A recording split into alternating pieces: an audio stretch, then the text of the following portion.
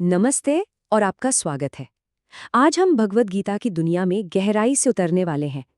पर एक मिनट, इसे सिर्फ एक पुरानी धार्मिक किताब की तरह मत समझिए। असल में ये एक बहुत जरूरी बातचीत है।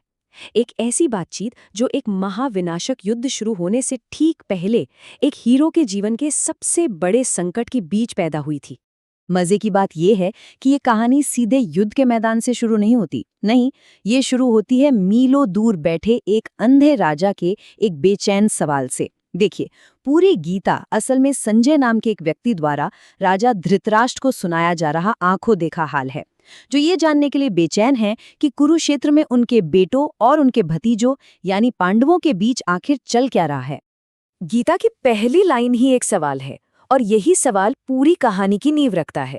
राजा धृतराष्ट्र पूछते हैं, हे संजय, धर्मभूमि कुरुक्षेत्र में लड़ने की इच्छा से इकट्ठे हुए मेरे और पांडु के पुत्रों ने क्या किया? इस सवाल में ही तनाव छुपा है। ध्यान दीजिए, मेरे पुत्र और पांडु के पुत्र।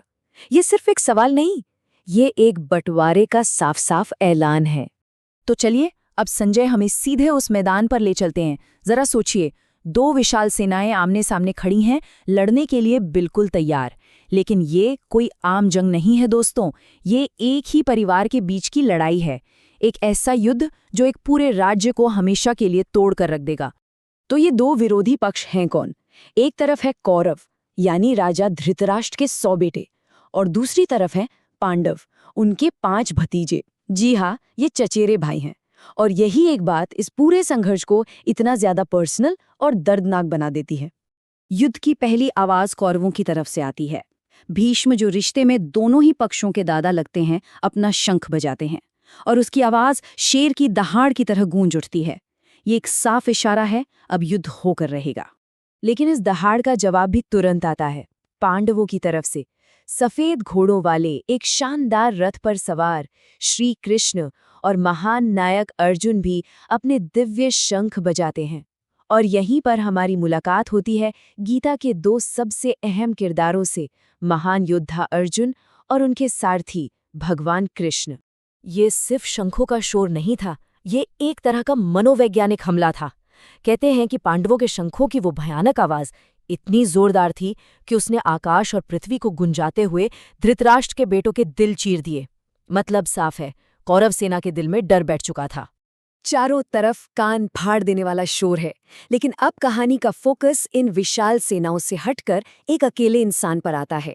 एक ऐसा इंसान जिसका अंदरूनी संकट ही इस पूरी कहानी का दिल है। अर्जुन युद्ध के लिए तैयार खड़ा है, उसका धनुष उसके हाथ में है।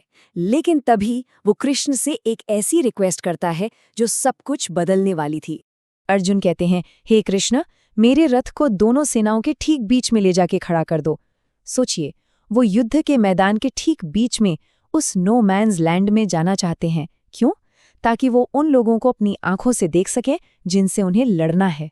कृष्ण अर्जुन की बात मान लेते हैं और वो उस शानदार रथ को दोनों सेनाओं के ठीक बीच में, भीष्म और द्रोणाचार्य जैसे सबसे सम्मानित गुरुओं और बड़ों के ठीक सामने लाकर खड़ा कर देते हैं। यही वो पल है, यही वो नज़र है जो अर्जुन के अंदर उस भयानक संकट को जन्म देती है।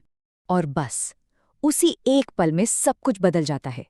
अर्जुन उस खास जगह से जो कुछ देखता है वो उसकी लड़ने की सारी हिम्मत को तोड़ के रख देता है। जो दुश्मन अब तक सिर्फ एक ख्याल था, अब वो एक खौफनाक हकीकत में बदल जाता है। तो अर्जुन को सामने की सेना में कौन दिखाई देता है? कोई अजनबी दुश्मन नहीं। उन्हें दिखते हैं अपने चाचा ताऊ, दादा परदादा, अपने गुरु, चचेरे भाई, बेटे पोते, दोस्त और ससुर। ये एक तरह का फैमिली रियूनियन लग रहा था, पर एक जंग के मैदान में। ये नज़ारा देखकर अर्जुन अंदर से पूरी तरह हिल जाते हैं। जैसे ही वो अपने सभी रिश्तेदारों को वहां एक साथ खड़ा देखते हैं, उनका मन बहुत ज्यादा करुणा और दुख से भर जाता है। एक महान योद्धा का लड़ने का संकल्प बस एक पल में गहरे शोक में बदल जाता है। और इस दुख का नतीजा क्या होता है? अर्जुन अपने हथियार नीचे रख देते हैं। वो कृष्ण से बात करना शुरू करते हैं और एक एक करके वो वजह गिनाते हैं कि क्यों अब उन्हें ये यकीन हो गया है कि ये युद्ध एक बहुत बड़ा पाप है, एक ऐसी गलती जिसे कभी माफ नहीं किया जा सकता। सबसे पहले तो उनका शरीर ही जवाब दे देता है। वो कहते हैं, मेरे अंग ढीले पड़ रहे हैं, मेरा मुंह सूख रहा है, मेरा गांडीर धनुष हाथ से फिसल रहा है, और कृष्ण, मैं अब खड़ा भी नहीं रह सकता। ऐसा लग रहा था मानो उनका शरीर ही इस युद्ध के विचार के खिलाफ विद्रोह कर रहा हो। शरीर के बाद अब बारी आती है उनके मन की दलीलों की। वो कहते हैं कि उन्हें न तो जीत चाहिए, न राज्य और न ही कोई सुख। वो पूछते हैं, हे गोविंद, हमें ऐसे राज्य का, ऐसे सुखों का या इस जिंदगी का भी क्या करना है? मतलब साफ है, अगर जीत की कीमत अपनों की जान है तो ऐसी जीत का कोई मतलब नहीं। पर अर्जुन का डर सिर्फ अपने परिवार को खोने का नहीं है। वो एक ज्यादा बड़ी, ज्यादा डरावनी तस्वीर देख रहे हैं। वो तर्क देते हैं कि इस युद्ध से परिवार खत्म हो जाएंगे। जब परिवार टूटेंगे तो सदियों पुरानी परंपराएं भी खत्म हो जाएंगी। इसके बाद समाज में अधर्म और भ्रष्टाचार फैलेगा और आखिर में पूरी की पूरी जाति का विनाश हो जाएगा। और पहले अध्याय का अंत एक बहुत ही पावरफुल इमेज के साथ होता है। संजय राजा को बताते हैं, युद्ध भूमि में शोक से परेशान अर्जुन अपने बाण और धनुष को एक तरफ फेंककर रथ के पिछले हिस्से में जाकर बैठ गया। दुनिया का सबसे महान योद्धा युद्ध शुरू होने से पहले ही अपनी नैतिक दुविधा से पूरी तरह टूटकर हार मान चुका है। तो एक नायक गिर चुका है। अब सवाल ये उठता है कि ऐसे कौन से शब्द हो सकते हैं जो उसे फिर से लड़ने के लिए खड़ा कर सकें? आखिर ऐसा कौन सा ज्ञान है जो इस गहरी निराशा को कर्तव्य में बदल सकता है?